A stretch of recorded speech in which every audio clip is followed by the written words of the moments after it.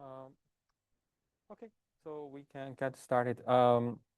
Yeah, today we will talk about generative adversarial networks. This is a popular technique for generation. So one of the first really start with this generative model for the continuous domain.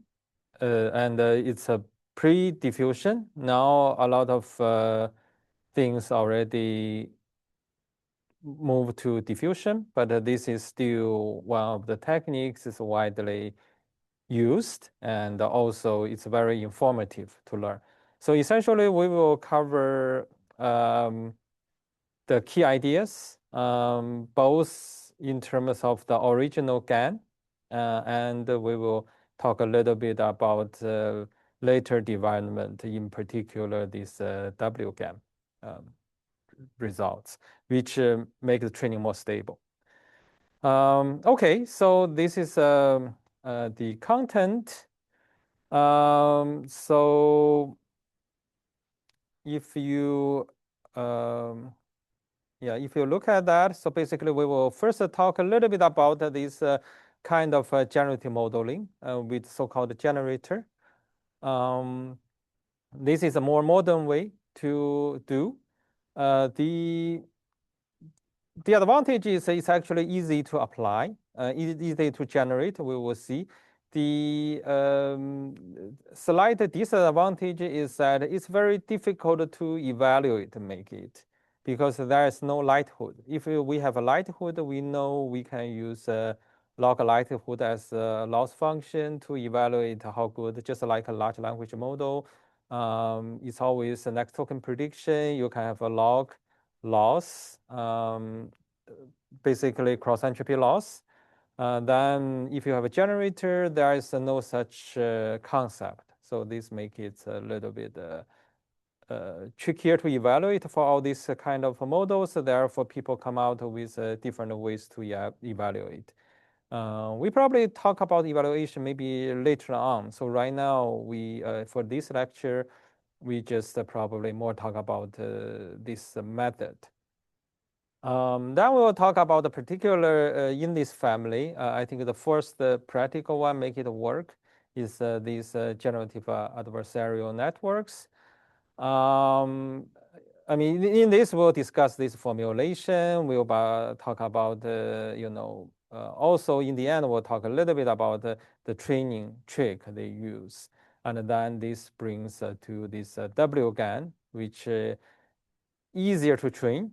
Basically, the same family of ideas. WGAN is similar to GAN, except it is more stable to train. So it's preferred in a lot of practical applications. You could use either GAN and WGAN, but WGAN usually is more stable. So, okay.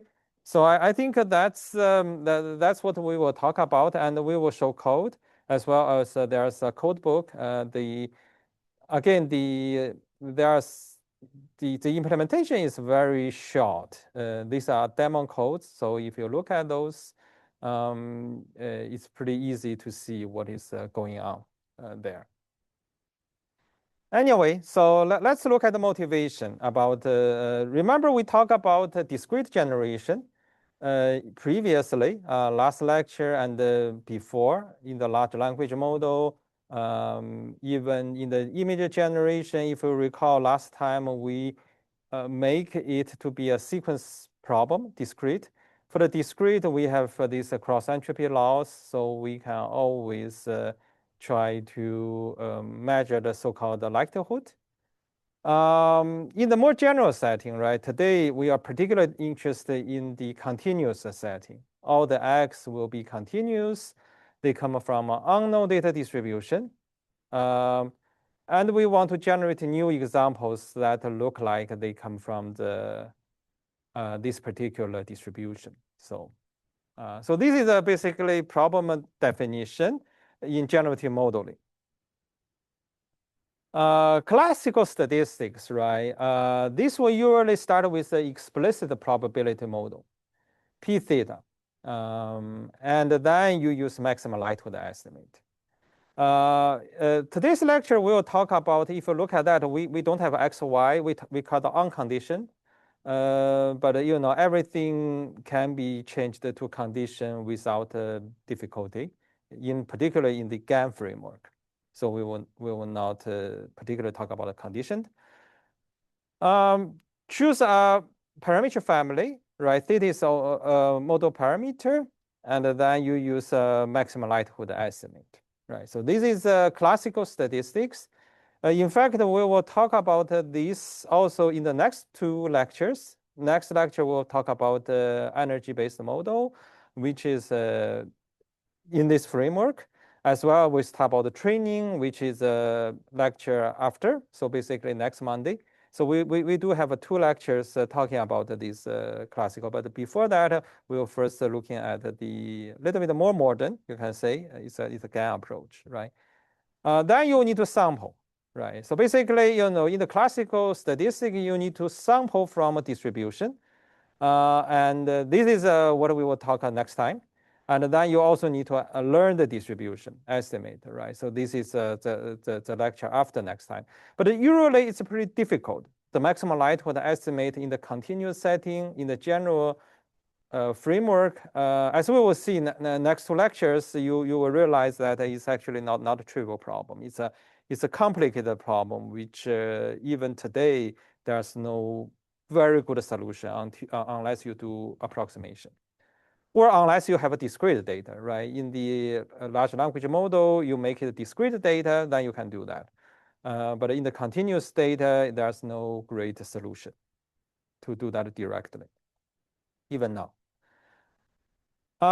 Yeah, this works well when you have a very nice model, but your limit is a capacity, and its density is tractable. In the neural net setting, right, the capacity is very large, the p theta, then this become problematic, unless you do some simplification. So this will be the topic later on, as we mentioned. For now, we will consider a little bit different approach, which we will later come back, right? So modern generative model is bypass this. We do not have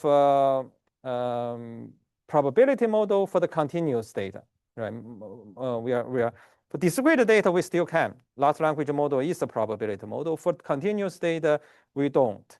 We will just avoid writing a tractable density. Instead, we start with a simple latent variable, right? Basically, this one usually is a Gaussian, right? Z is drawn from a Gaussian distribution P. P, we write that as general, but Gaussian, standard Gaussian is typical. And then you map that to X by learnable parameter, theta. So this formulation G, the big G is called the generator, right? And there's a model parameter. And then, you know, basically they map Z to Z because it's random. So the overall GZ is random, right?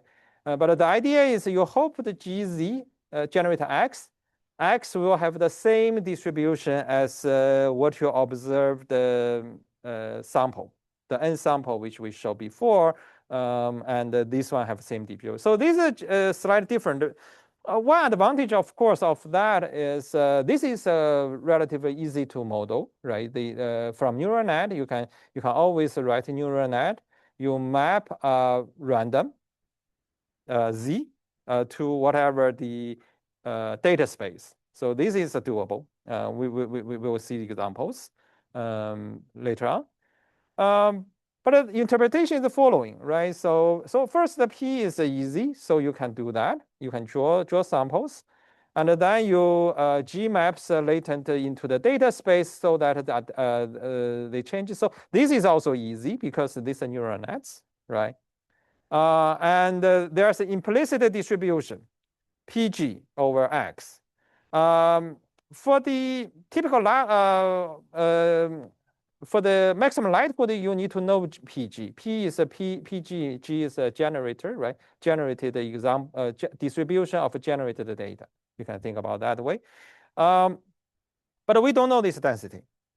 The whole point, like diffusion model as well as a GAN. GAN is the first example. Later on, we'll talk about diffusion model. This can learn G without knowing the density of a PG. So you bypass the density estimation problem. So this is basically the advantage. And the generation is simple. You just pass through a neural network. That makes generation efficient, unlike sampling from maximum likelihood estimate. As we'll see in next two lectures, that can be complicated. So we can sample from PG, but usually cannot evaluate trickle. When we say we can sample from this guy, right? We are not really using this density to sample. We are using this G sample, okay? But we don't know this actually. This one, we just know they exist, but we do not know. So this one is change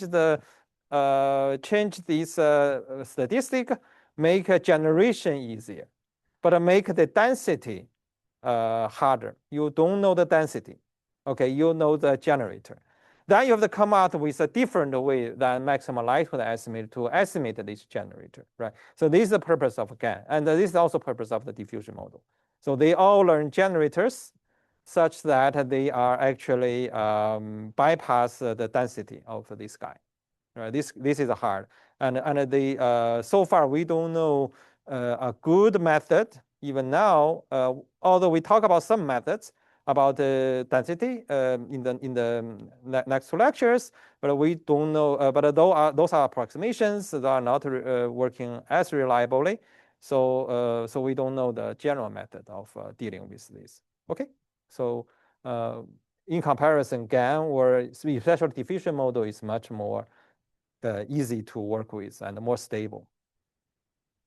So let's look at the GAN's intuition now.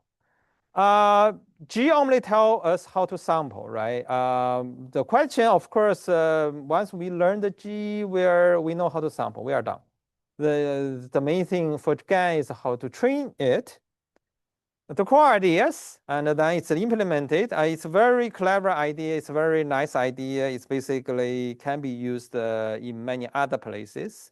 Again, the inherent idea has been used quite wildly, even nowadays. Even though GAN method itself for image generation has shifted to diffusion model, but this idea is still relevant. You generate fake examples, so-called. This is the terminology of the paper, right? So fake examples, generated examples. Compare that with real examples, right? Real data. And you can say, okay, how do I compare that? I can train a discriminator to differentiate that, right? Basically a classifier to say, is the data is real or fake, right? This one is a real number. This basically is you can say is classifier. It's probability. Probability of something to be real. And then you train the G to fool the discriminator. Basically, okay, the idea is following, right? If I have a G such that discriminator cannot differentiate real from fake, then I'm done. Basically, I can basically I know I learn a good distribution because there's no neural networks I can train that differentiate real versus fake. So then my generator master does pretty well. So this is basically the key idea. And then they have a mathematical formula to show how this can be done. This is what we will do next for the GAN. Yeah, basically, if you think about that, in the GAN, you do not need to do a maximum likelihood estimate of the real data, right? There's no px which you want to fit. Instead, you are fitting a ratio about p data versus p. This is become a classifier. Classifier, if you do, you can still use maximum likelihood, but the classifier really is a binary value. It's a yes or no, right? So essentially, it turns real maximum likelihood into binary. This has something relation that actually we could talk about later on when we do maximum likelihood. You can do a similar thing, which called Basically, you are instead of using you can make a Python classification, which is something called the NCE, which we'll talk about in future lectures. I think 2 lectures from now to do this probability model. So basically, yeah, this is essentially what it says. Now GAN replaces specify with learned comparison, which is easier because for the maximum likelihood of binary data, we know, right? For maximum likelihood of real data, real value, we don't know. It's very difficult. For maximum likelihood for discrete data or binary data, we know. So this one turns it into be a maximum likelihood of a binary data, which you can actually train essentially discriminator. Once you train the discriminator, you can train the G. So basically, this is a kind of idea what you can get. Okay, let's do the illustration. This one certainly you probably you see a lot of in the GAN paper, right? So this guy is a Gaussian. It's easy to generate. You go through a generator, becomes a fake data, right? You go to real data. This one is coming from your observations. P data is the real observations, right? Then you create a discriminator, which will be this guy. Essentially, the discriminator want to classify real as 1 and generate the example as 0. They try to be as much as possible. Eventually, we'll talk about that. This max. This is a max means you use a kind of a maximum likelihood estimate, right? Which will max the probability. Mean will be actually this one is the G want to fool the data. It's also it's become a game, right? This one try to differentiate. This try to fool the generator try to fool this discriminator. So that this guy looks more like a real example. I mean, of course, this guy, the larger, more close to 1, the more real it looks like. So you want to change G, given any discriminator, you want to increase this score. So basically, this is an idea about GAN. And because they try to have different goals, so one is max, one is mean, basically becomes. We will see this definition. Yeah, so essentially D learns a comparison signal versus generated. G never see a explicit likelihood, which is good because we don't have maximum likelihood. We don't know the density, right? But it only receives signal from D, basically. Yeah, it's from signal from D. Essentially, if you look at this, right, what G wants? G wants to be so, for all the fake data, this guy should be as large as possible. So that's the optimization criteria. Want D to be as large as possible. The 2 networks are optimized together in a minimax game. So here is the formula, right? V is the value of the game, which have a discriminator, which generator is what will care. Eventually, you discard the discriminator, right? Discard is only used to train your generator. It doesn't serve a specific purpose after the G is trained. So you can ignore that after G is trained, then you just use G, right? This one is maximum likelihood. D is a probability. So the data of P is this guy. Data of generated, of course, is they have to sum up to be 1. This is a classifier. Probability of real data is P. Probability of generated data is 1 minus this. So basically, this is the generated data. Okay. Basically, this one is coming from the Gaussian, and then this one is the generated data. Yeah, essentially, you just balance these two. Basically, D is D written this way is basically binary classification, and the G written this way is try to generate the data. So interpretation is the following, right? So D draws wants D close to 1 on real data, right? D wants DG close to 0 on the fake data, right? So this is basically the loss function is doing. This loss function just try to be 1 on real data, the probability, right? This binary classification, this 0 on the fake data. So this is essentially this loss. Yeah, this is the maximum likelihood. So you maximize this. Okay. G is want to say, okay, I want your likelihood to be as smaller as possible. Basically means you cannot tell.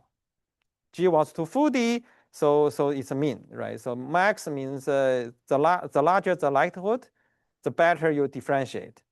Mean means I want this likelihood to be as small as possible. So this cannot be differentiated, right? So the fake example should get a large discriminator scores. So basically, yeah, this is if you look at this guy, if you want to say, oh, I want to have a smaller this guy, basically DG as large will be the larger will be good, as large as possible. Right. Basically, yeah, this is all the intuition comes in, and this is in this space. Later on, this one is important. If you say G wants to full D, so that fake data should get a large discriminant scores. Because eventually the actual implementation just using this intuition is not coming from this particular formula. This is a motivation, and then we will see later how this one is implemented and why that's done so. Yeah. So this is a two-player zero-sum game rather than a single objective optimization. Right. So basically, it's not all mean, right? So you mean over G, but you max over D. Okay.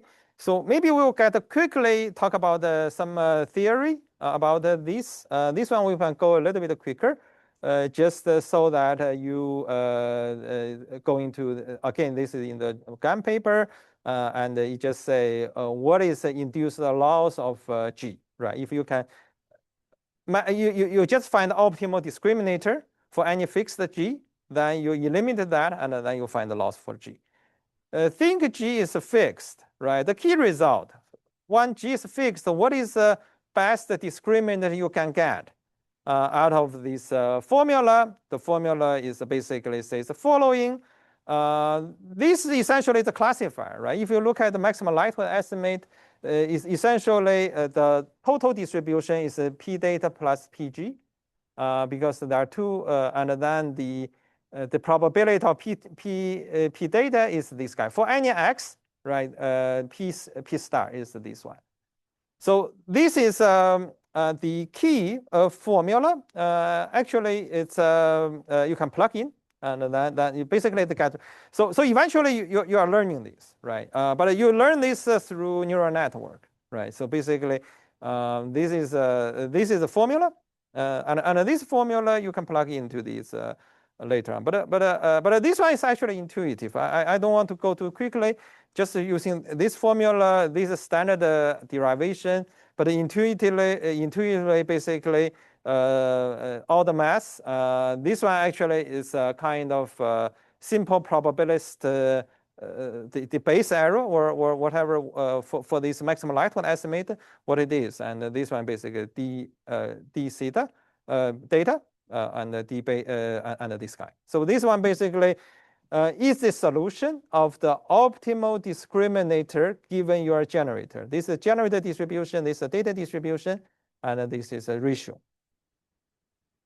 Yeah, we will not go detail. This is pretty simple in some sense. So so the generator under G, right? So once you have that, you can say, okay, I have a minimization over V is the value of a game involve both D and G. If I take the optimal D star, then you get a loss function, right? So this one is only to do with G. So then you have something to do with G. This guy can be eliminated. So what it is, because you know this is D, this is 1 minus D. So essentially it becomes this guy. So again, I want to say we do not know PG. We do not know PG. Okay, PG, P data, we don't know. We just know the ratio. So this is the key. But we express this as PG. PG is the density of X. So that we can learn this what this looks like. This is a loss function, implicit loss function. about what you are optimizing using this guy. Even though we do not know PG, we could estimate this guy because of through D. Okay, the ratio is known. Yeah, this ratio we just learned using discriminator. This ratio we can use using a discriminator. 1 minus the discriminator. So both ratio are known, which is given by D, but we can optimize this G. So this one becomes a function of G, and then we will do that. So the claim is this corresponds to a standard divergence, so-called JS divergence, Jensen-Shannon divergence. This is associated with GAN. It's similar to this kind of a KL divergence, but this is more stable. KL will be P divided by G, or G divided by G divided by data, right? So basically, but this one is stable because it's always smaller than 1. So somehow this is something which is useful. So if you have this guy, what you can show is the following. It's a KL defined by this guy and KL. So you can write in 2 KLs. Basically, you can write that in terms of 2 KLs. Okay, KL is divided by their mixture. This is a mixture, and this is the data with mixture and the PG over this mixture. So this is essentially what is. We know that KL is 0, the smallest, if this guy equals this and this guy equals this. When this guy equals M and PG equals M, this basically says P data has to equal PG. Okay, so by definition, this guy is this guy, so loss in this one. So this one is 0 only when P data equals PG. So and then this is a conclusion about what you can show that the correctness of this GAN. GAN essentially will get you the distribution, linear distribution PG, such that P data equals PG, which essentially is the same thing. It's a more mathematical way using a known divergence.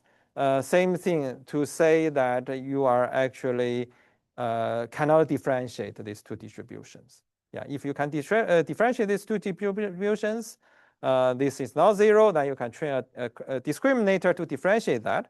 Otherwise, this one isn't. So this is one of the mathematical justification about GAN, which people been connected with. And later on, essentially, the conclusion here is to say GAN minimize the so-called certain distance, okay, so-called JS distance, Jensen-Shannon divergence, which basically define a certain way, right? So GAN minimize this distance. Later on, we can say, oh, maybe we can minimize other distance. For example, there's a paper called FGAN, right? They just say, oh, I can use other distance rather than Jensen-Shannon distance or divergence. I can using so-called F divergence. Then I can do an FGAN. So they have generalizations of that. And the WGAN, later on, you also use a different distance. So once you define certain distance between your distributions, about P data is your real distribution, and PG is your sum distribution, then you can use something similar to GAN, a variation of this original GAN to actually optimize those distance, which get you the desired result. So basically, this is the mathematical interpretation of GAN, minimizing certain distance, which is called the Jensen-Shannon distance. Yeah, this one just says just interpreted more as informally, right? For each generator, best discriminant is known, right? We show that optimize the game amounts to this minimizing this Jensen-Shannon distance, JS distance. And the global optimal is achieved when this one is this guy. And in particular, if you see this is equal P star, D star, the discriminator will be 1/2 everywhere. Basically, they will not differentiate. 1/2 means it's 1/2 probability. The discriminant can only tell 1/2 probability belongs to G, 1/2 probability belongs to data. In this case, you cannot differentiate fake data versus real data. So then it's done. So informally, if optimization reaches the goal of optimal and the model has enough capacity, GAN will learn a generator whose distribution matches the data distribution. So that's essentially formulated the whole theory about GAN, and which shows GAN actually learns the distribution. Although, again, we do not know PG, right? Even after you learn the distribution, you do not know PG. We do not know this guy, we do not know this guy. We just know the ratios of these two. So that's the trick it's doing. So they again, you try to learn the ratios, not learning the density itself. And it's easier to learn the ratios. Okay, so that's this is about the GAN. We will talk a little bit about practical implementation and soon get to the code, which we can go through, which is pretty straightforward, actually, the code, when you look at that. The theory is nice, very nice, right? But the optimization can be challenging, actually, for the beginning, starting especially. Because early in the generation, discriminate your generated data starting from Gaussian, right? Usually it's random, so it's actually pretty easy to differentiate from the real data. So essentially, your data, it's very easy to differentiate in the discriminator. Basically, D of your real is always 1, almost. The D of generated almost 0, right? When you have that, you do not have a lot of signal. Essentially, it's a flat, the distribution. Even you modify a little bit G, it doesn't go to real. You're still flat. So the minimax game loss is something using this guy, right? Can saturate. Basically, if you take derivative, it's close to 0. So weak learning signal. So if you take derivative, it goes to close to 0. Okay. So what you can do? What you can do is the following. So basically, this is suggested by this by the GAN paper. So-called non-saturating objective. You change essentially, if you recall earlier, right? What do we want to do? This is the original objective function, but if this guy gets small, which basically same as this guy get large, right? This get large is a DGZ get large. DGZ get large. The meaning is that your generated data is more like a real data when you're calling the discriminator. Discriminator always give 1, hopefully, to the real data, the larger number to the real data, give a smaller number to the generated data. If I start to increase my GZ of DGZ, right, and then it actually gets you more like, basically you move the generator to be more like real data. So this is something you're increasing that. This one essentially have a stronger gradient in the beginning. The reason, if you think about it, if this guy is close to 0, if I take a derivative of this guy, right, this one is 1 over D, which goes very large. So, and this derivative to G can be small, but because you have a derivative 1 over D, it's large. So essentially, it boosts your gradients. This boost of gradient will make GAN to be trainable in the early stage training. So this is what is recommended in the paper, and typically people implement, and also including the sample code using this particular data for that reason. Especially, again, at the beginning, this one has gradient, this one has no gradient. So you have to compensate. You have to divide by something so that to boost the gradient. This one achieve the purpose, okay? So that's why, in the actual GAN training, although we started with a minimax game, right? This one is a serially sound. It's actually, in reality, it doesn't train this minimax game. You're starting this guy at least in the beginning. In the later, if you want to change it to that, it's probably okay. But but usually they just stuck with here. Okay, so essentially, this one seems to train fine. So according to this implementation, so this is kind of an intuition. helps, although this particularly is a slightly deviates from the minimax game, minimax optimization problem. Okay, any questions about this so far?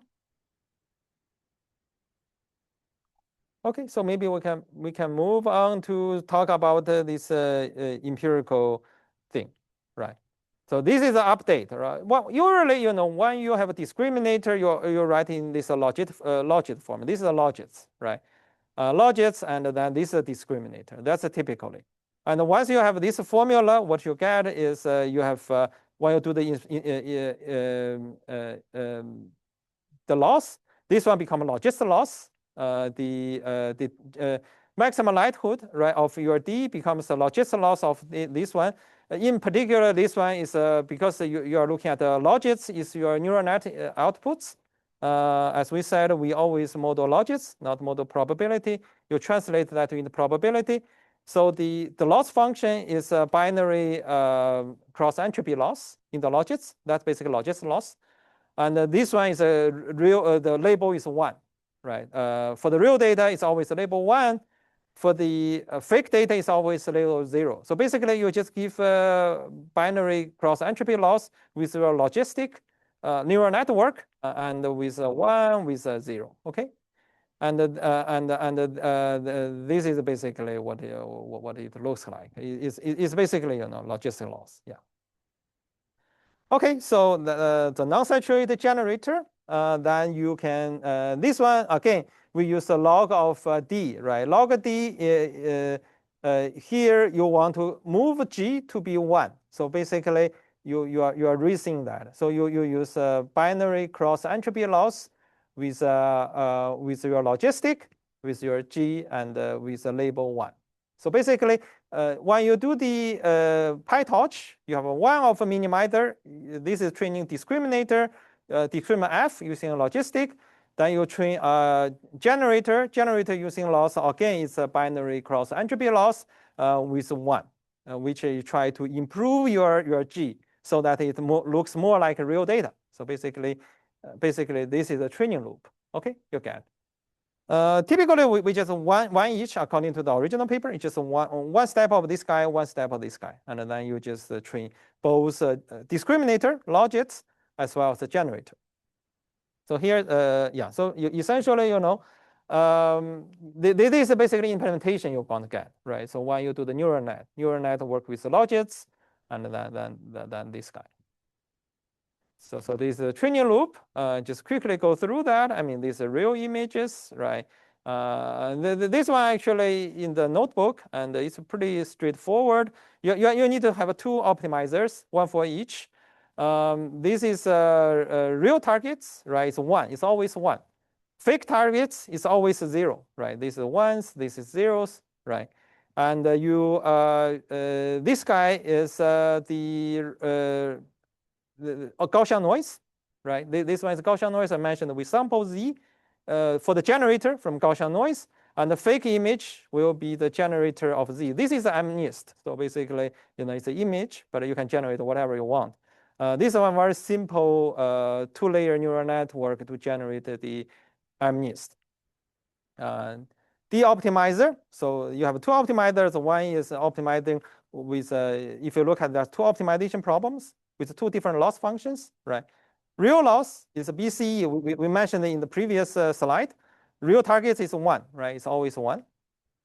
Fake loss is again is a DCE. This one is a logits. Discriminator is a 2-layer neural nets which taking these images get logits. This one just when you train the discriminator, you don't want to train the generator simultaneously, so you detach that, and then you fake targets, right? This is 0, right? So basically, and then you have total loss. This one goes to your de-optimizer, which is a discriminator optimizer, getting 1 step. So you do one step of your discriminator optimizer training, then you do generator training, right? This one is a generator. You start with a generator again, right? And then you say this guy, G optimizer is generator's optimizer. The loss is I showed before in the previous slide. It's a BCE of a discriminator of this one. This guy you have to you actually this one regarded you do not train this because this loss you only when generate this optimizer you only generate with these as trainable parameters, the generators of generator as trainable parameter. So essentially they go through this guy. They do not update these parameters. They only update the parameter of generators. Okay, generate a fake image. And the real means you want to move this generator to be like real images. So this is what you want to do. And basically, once you do that, you do one step of G optimizer. This one moves your generator. Okay, this one goes through this guy to the fake image, to the generator. Generator is again is a 2-layer neural net in the examples, and then you do a step. So you step one of the discriminator, you step one of generator. You actually could step more on the discriminator if you want. And in WGAN they do that, but here it's just the same. So basically, yeah, basically this is the train loop is pretty simple, but how do you derive that? You based on the theory and based on trick about this guy. This is a trick we mentioned. It's slightly deviates from the original formulations, but this is commonly used in practice. Then you train both. Okay, you train one by one. So this becomes the standard GAN training. It's very simple. Few lines of code again, and then you can train a G. So we implement a very simple one, right? So this one is original GAN papers. This is what they generate, right? This is the real ones. Essentially, what they show is the following, right? So this is the generator one. For this guy, they try to find the closest to the training data, which closest to this one. This one training data close to this one. Training data close to this one, training data, they are similar, but they are not identical. So basically they claim, although, this is similar, but they are not identical. So therefore can actually not just memorize the training data, they could generalize out of the training data. So that's basically the claim, right? So essentially they say it's not exactly the same. Okay, you have a certain generalization. Yeah. Yeah, the left is actual samples, right? The right is the nearest training example. Basically, it's not simple memorization, so that's a claim. If we look at our experiments, the simple example, again, we have a very simple, we're not tuning much, right? So this is what it looks like. There's one thing I want to show, and later they try to mention about WGAN is one way to resolve that. This is for the GAN training. You start with 0 and 1s, right? So this is after 10 iterations because 10 epochs. Yeah, we have a batches like each batch we already see the training code, but this one goes through 10 epochs, 20 epochs, 30 epochs, 40 epochs, 50 epochs. Eventually, it becomes all ones after a while training. This is so-called model collapse, meaning the training data of this one contains both 0 and 1. It doesn't. We do not train whole 9 digits. We just train 0 and 1. Just just for a sample. This is only an example. We do not really try to do so. Generating 0 and 1, and you can look at this code. And the 5 code correspond to 10 and 10, 20, 50 epochs. Yeah, maybe I should change it to epoch when they say iterations. Yeah, and each rows both 0, 1, but the later one so only one image, which basically is a model collapse, which is typical in GAN. People do discuss that, and there's very modification. WGAN is one. I mean, WGAN, they try to make the whole training more stable. One thing is, it's not only just model collapse, but it also helps with model collapse, basically. This is one example you can actually see when we run this program, right? So, so it's real, and we will try to talk about that. So in summary, I want a quick summary about GAN. GAN, the main ideas, of course, is learn an implicit distribution by training a generator against the discriminator. In theory, you have a Jensen-Shannon distance or divergence, right, based objective. That's a theory. In practice, training could be a little bit unstable, and also it that has a very little signal to begin with. Generator loss can be hard to interpolate because discriminant changing through the training, and therefore, they have this different objective, right? They slightly change from the original one. They make but keep the intuition. You want always what is the loss for the for your discriminator? It's always you increase your discriminator. Basically, that's what it is, right? Increase your discriminator. So for your loss function, for your generator, right? So generator role is increase the score of discriminator on faked data, right? There's a common practical is one. We just mentioned this one. Many of these vectors going to very similar output. For example, you could go to both digit 0 and 1, but if you look at it later, they all see ones, right? So that's a mode collapse. Sample may look individually plausible, but diversity is poor. Basically, you don't see 0 anymore, you only see 1, right? So basically, this can happen. So this is the kind of things which motivates, right?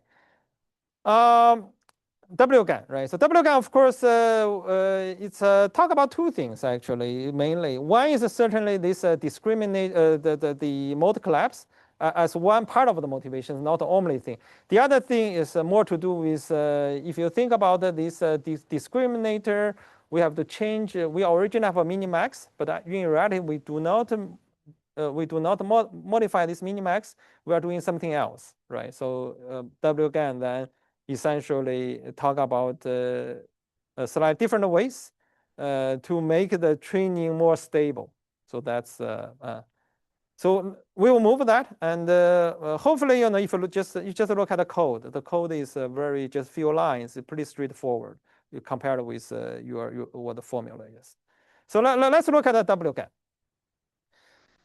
From GAN to WGAN, the non-saturating objectives helps optimization locally, but it does not change the divergence of the GAN formulation, right?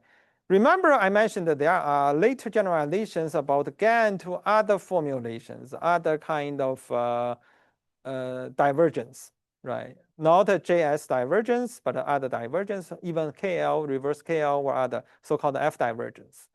GAN using a different kind of distance. They want to optimize different distance. The question is what kind of distance they optimize, right? So this is something image distribution over. Essentially, they observe claim the following, right? Image distribution often leaves so-called low-dimensional manifolds in a huge dimension, right? So you are thinking about the low dimension. And then if you define distance like a ratio of density, because they live in a low dimension, the density somehow is very peaked, it's very not well defined. So that could cause problem. So this is the argument of a WGAN. Basically, in particular, right, if this B data and PG barely overlap, right? Let's say they are very close to each other. But they do not overlap. Then KL can be infinity, or the Jensen's or discriminator will directly tell them, right? But then they give no signal. If you think about one data is here, one data very close, but just parallel to that, they will not be able to differentiate. They will be clearly differentiable by using this their discriminator, but it doesn't provide a signal. So this is a claim. JST can be nearly constant, and the gradients are non-informative.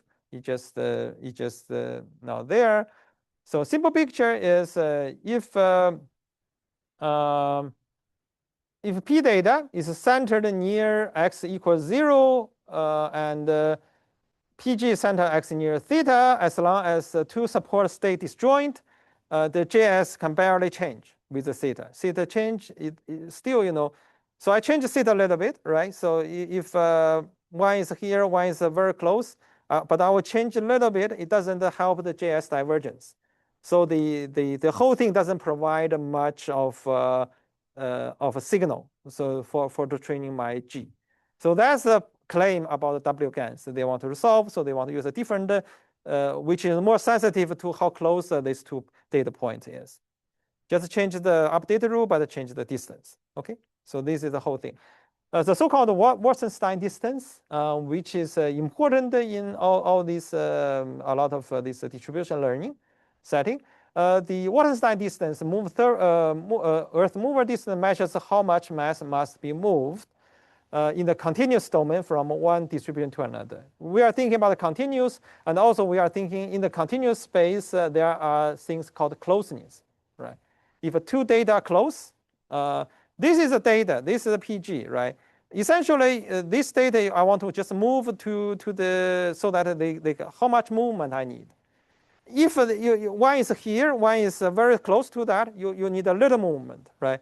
If they are far apart, you need far more movement. So this the degree of movement, the smallest amount of movement you can move G to P is a so-called Earth moving distance, which is also so-called Wasserstein distance.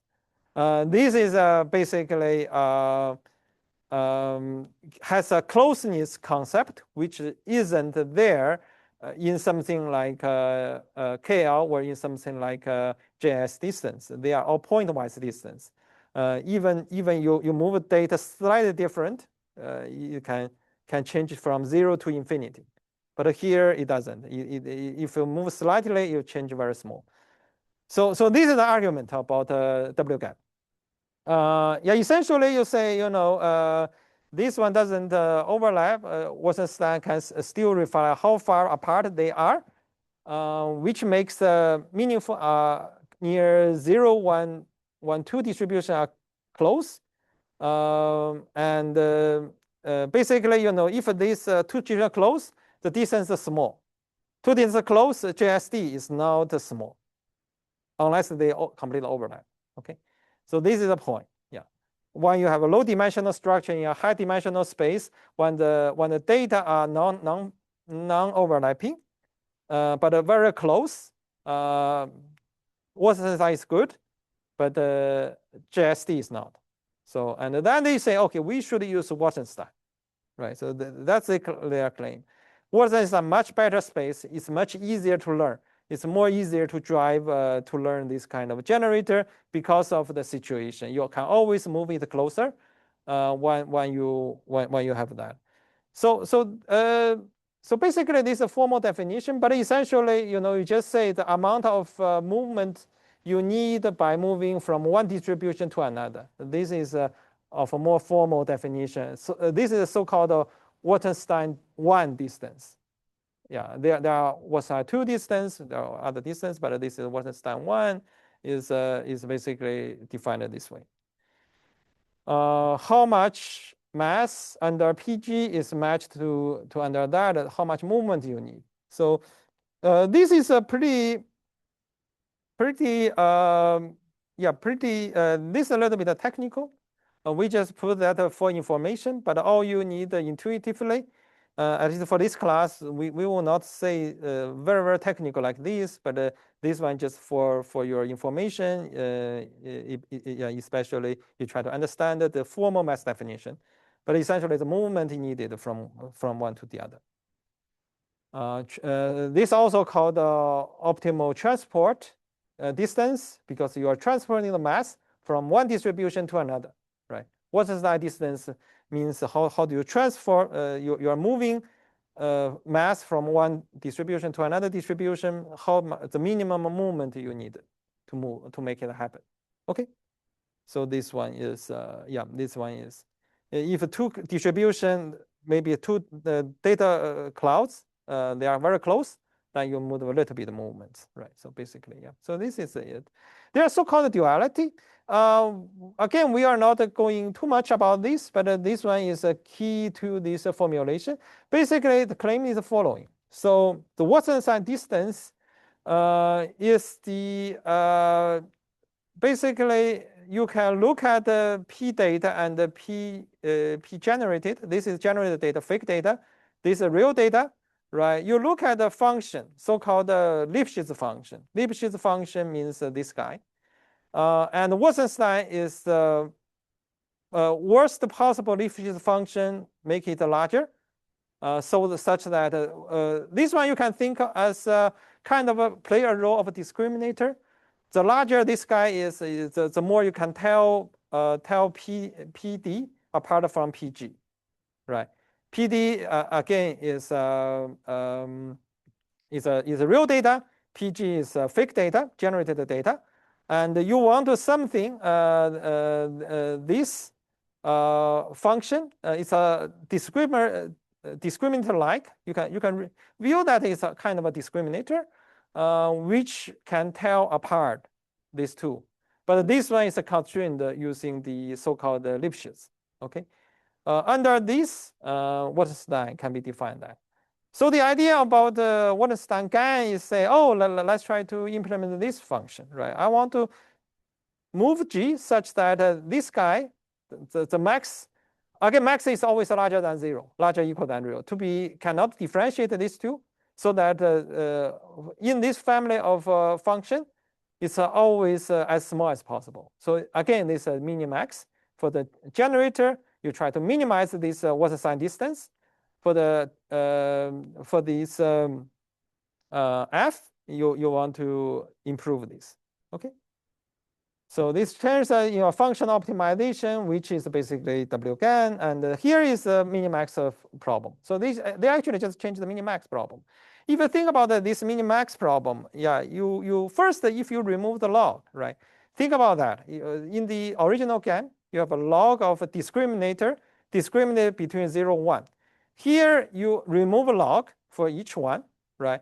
Remove log, if you think about the GAN, the second term is 1 minus D, right? That is become this. It's very similar just to the original GAN by removing log of your. And this one replaces the same role as logits, right? You don't need to do a log transform, a logistic transform, a sigmoid transform. You just need the F. But instead, you also need something like this kind of Lipschitz to be small. So this is essentially remove the log, remove the sigmoid transformation from original GAN. Essentially, you can think about you are doing GAN training in the logits, right? In some way, you can thinking about that this way. Training in the logits using with a GAN. That is something like this. Okay.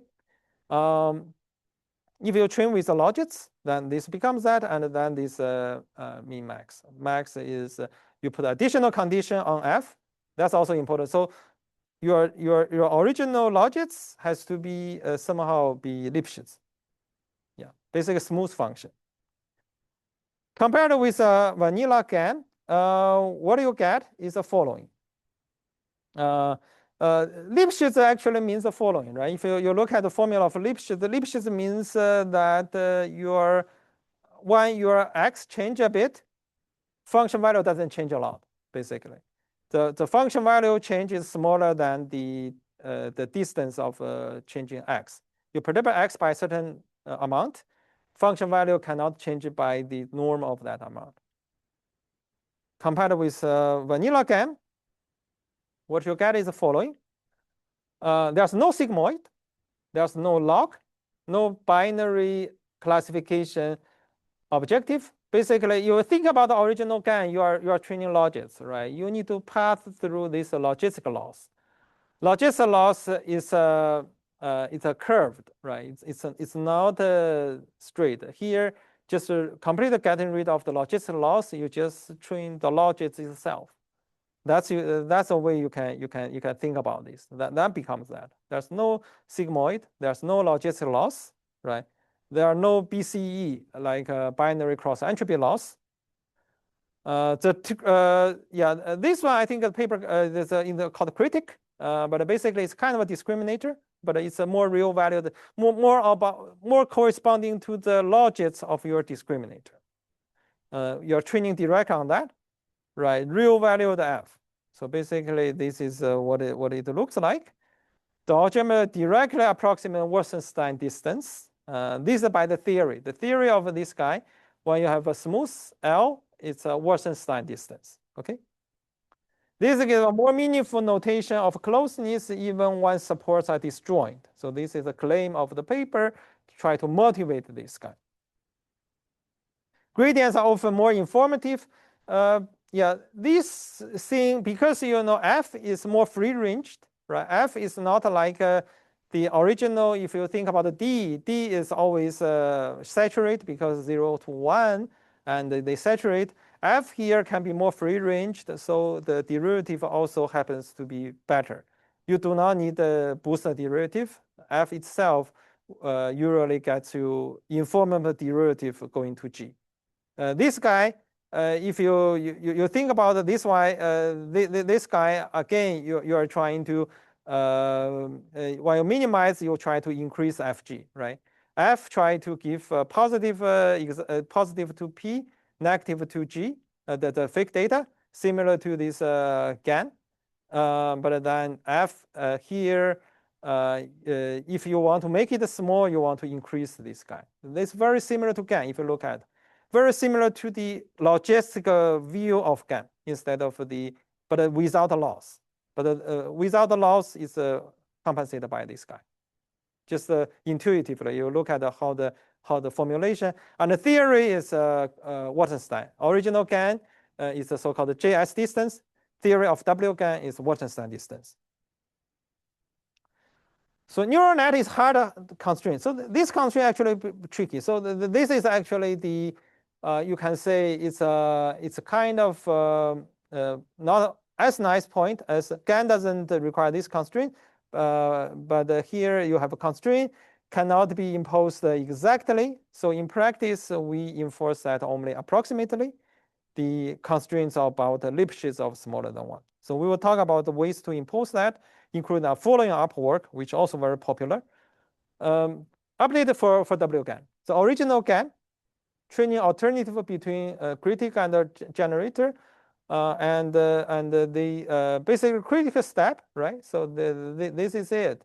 There's no loss. You can think that's just training on the logistic without looking at the loss. Okay. So this is guy. Generator, you are training on this guy, right? Minimizing this guy. So this is your loss, and then basically again you are thinking that in the GAN it's really thinking about you are just increasing your logits, right? Increasing logits meaning minimizing the negative logits, right? So basically. You can view that as a GAN on the logits, but with a modified formulation, where you have to constrain WF. So very similar, except you are not using BCE loss. Very, very similar to GAN. So practical recipe, there's one thing about do several critical updates, right? So this is something, instead of one critic, they argue we need to do several. Okay, this is one thing. Clip critics weights to keep F approximately Lipschitz, right? There is a later work which also implemented in the notebook, basically using a gradient penalty instead of weight clipping. They say, oh, I clip the weight, will make approximate Lipschitz, because they don't know how to. We do not know how exactly to enforce F such that to be Lipschitz. They say clipping weight seems to be helping. So that's what they can. But this guy later say, let's just directly adding gradient penalty. Gradient Lipschitz. The other way to say Lipschitz is a gradient of the is smaller than 1. The alternative to say gradients, right? Because Lipschitz, you either say small amount of deviation doesn't change, or you say gradients is 1. So basically, instead of weight clipping, you just gradient penalty. Let's get to that. Here is a training loop. We can quickly go through. Again, this is, very similar. It's just a loss is different, right? You have 2 loss functions. You go through this guy. This is a real, is a critic of a real image, critic of a fake image. Loss now, there's no BCE, so that's only difference, right? You just have you can think if you say critic is equivalent to the logits, and you can say this one is basically just minus. That's all, right? So basically, remove the BCE loss, and you're just using the straight loss. And if you use this gradient penalty, you're adding this loss with a gradient penalty, okay? This gradient penalty basically is a gradient norm from 1. You always straight gradionomics 1, you look at the code and on the interpret the sample between real and fake. So basically, you do an interpretation of a sample from real and fake, and you try to extrapolate that, and then you impose a gradient function along this path. So this is a GP, and then critical loss you fine tune. So basically this you iterate over a few critical steps. After that you do one iteration of generator learning. Right, generator is the same. So again, there's no BCE loss, there are no log, except that they are basically the same. You just remove the BCE loss. So that's all this loss function. You just finite critics of this guy. Directly pass the critic to that instead of logit. Logit of your saturation, right? So you have sigmoid, we know similar to the ReLU things, right? ReLU is trying to make it non-saturated.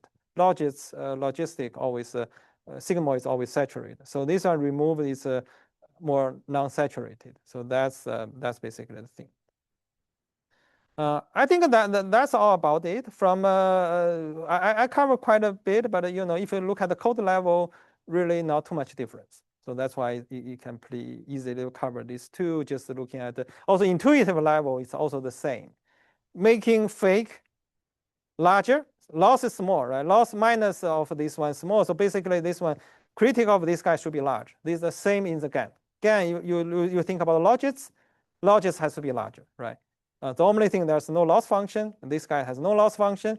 This guy, you have a potential to add a weight penalty here, right? That's another thing. And this guy, you either original WGAN is weight clipping. So that's very different. Yeah, that's all it is. And otherwise, very similar. Same training loop, very similar. And then you can compare that, you realize not too much, right? Different. Of course, the objective are different. So this is another thing.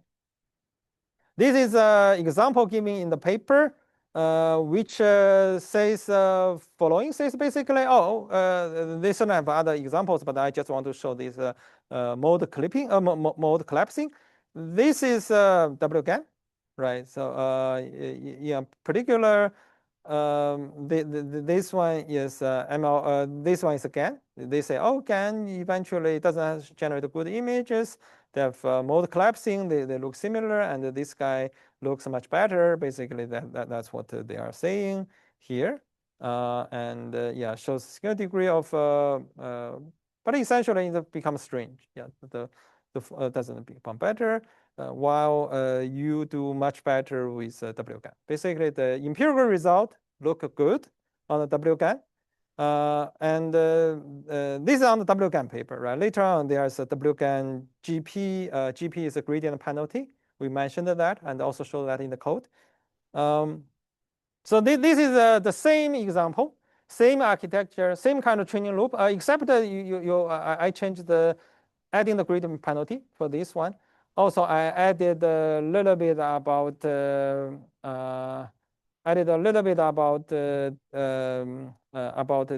critical loop to be instead of once, I have 5 times, right? Still, there's more dominant of 1 digits, but at least they both show up. They do not disappear. And also, quality is better. If you look at the quality, it's much better. And here, certainly, there's something funny here. This looks like a mixture of 0 and 1, right? We are training only on 0 and 1 images, not other images. But overall, it's cleaner image compared with GAN. If you remember the GAN, it has some kind of other jagginess. And this one is this one. But I believe everything can be tuned. So you can tune both. But here, at least demonstrate a bit about this one, WGAN. So yeah, so basically, this is 1 iteration, right? This is 10 iteration, 20 iteration, 30 iteration, 40 iteration, 50 iteration. Basically, this is a simple architecture and a simple example just demonstrate. So in practice, you can start with that, you can gain, yeah. what will happen if we don't impose the constraint on critic? Yeah, I think that will probably goes. I didn't include that, but at least according to the paper, you will not do well. You essentially, essentially, it's too free formed, right? You think about essentially, it's if you don't do that any constraints, no gradient penalty, right? No thing. Essentially, the critic become too strong. Too strong, you always differentiate. It turns out you will have hardly training signal. So basically, that's generally what you expect from this. It's and in that case, right, if you really do that without any constraints, it's very like, again, you are training on logits, right? So you think about it, you just remove all this BCE. The only thing here is adding constraints to make it training logits more meaningful. Yeah, you can think about this way. Yeah, if you look at the code, training on logits, but essentially, yeah, this one makes it can give you the signal. When you take a derivative, it actually, because eventually you do need, if you think about that, you do need a derivative of d to x, right? This is where you pass this to the generator. And then derivative of x is small, right? This is what it ensures you the gradient penalty, which always good. If you don't constrain, it can be very large. That's starting to be unstable. Yeah. Turns out, actually, I would say, maybe you in the GAN example you do that. It's I mean, of course, there's one thing about the sigmoid being saturating. The other thing is it doesn't impose this kind of smooth constraints, right? Maybe we should do that as well, right? So yeah, but anyway, so this is what it is. Yeah, non-saturation loss compared with sigmoid, compared with logits loss, and then you make a constraint so that the gradient passed through discriminator is smooth. Okay. So this one, you can look at this. Again, I'm not trying to make the best implementation. This one just for illustration. Also show you it's actually pretty simple, all this code. Yeah, it's very, very, very simple, these codes. Yeah, not difficult. So in summary, so main advantage of WGAN is Wasserstein give a more meaningful notion. This is what they argue. All this is argue about the P data and very close, right? And in reality, what happens is what I actually make it happen have two things, right? You think about it. Gradients well behaved is because you are imposing constraints. You're imposing on the like gradient penalties explicitly say gradient is small. Gradient is 1, roughly is 1. So that's so basically it doesn't vanish, which is good, and also it doesn't really blow up. So right, gradient 1 is always good. Also, it's like there's no something like a sigmoid transform to saturate this gradient, right? So both I think it helps. The gradient score often tracks the training better, right? And of course, they use that. But when you see what happens in the training code, the other interpretation is it always passes through gradients because gradient is 1, right? Especially in the GP penalty. And optimization easier, less brittle, and vanilla GAN for all these reasons. Yeah. So empirically, it have issue like model collapse and still has drawbacks. And with clipping and per clipping can cause optimization, and this is addressed by the later on. We actually didn't talk about this work, but we just already show you the code how it does. Okay, so this is something about this WGAN, and certainly if you think about that, how they well structured, and especially when you compare the code level, right? You can say why this makes sense. So WGAN, the code level, right? Saturating doesn't help the gradients, and also especially gradient penalty, GP, the enforcing the gradient to be normal 1, which is also says gradient never vanish, never blow up. So which is both are good. So summary, I think quick summary to say what we are talking about GANs train a generator discriminator in minimax games. Optimal discriminator is given by this. And then again, it's a training minimize junction channel divergence. So this is a conclusion, right? In practice, you can see a saturation. This is because sigmoid bypass the logistic loss, right? You draw that, and weak gradients, which can be a problem. W can change that, right? Using this called gradient and Lipschitz. Lipschitz enforced later on using this GP paper, the follow-up paper of WGAN, using gradient penalty, which says gradient is always 1, so that when you take gradient, it's always bypass to the generator. So yeah, basically, it's in practice that you see why it is more easier to bypass these gradient vanishing issues. In the theoretically, it's using the Wasserstein distance. So basically, this is a argument given by the paper. So yeah, I think that's all. Yeah, this one we just didn't talk about, but if you're interested, you can look at these 3 papers. Yeah. But roughly, it's covered by looking at the code. You probably know what this one exactly is about. Yeah, just a gradient penalty. Okay, we are done. So next time we will go to the energy-based model. Then we will talk a little bit about the maximum likelihood estimate and how difficult that is. Then we will realize that. Then we will talk about diffusion. And then we are done with the course. Okay. Yeah. Thanks.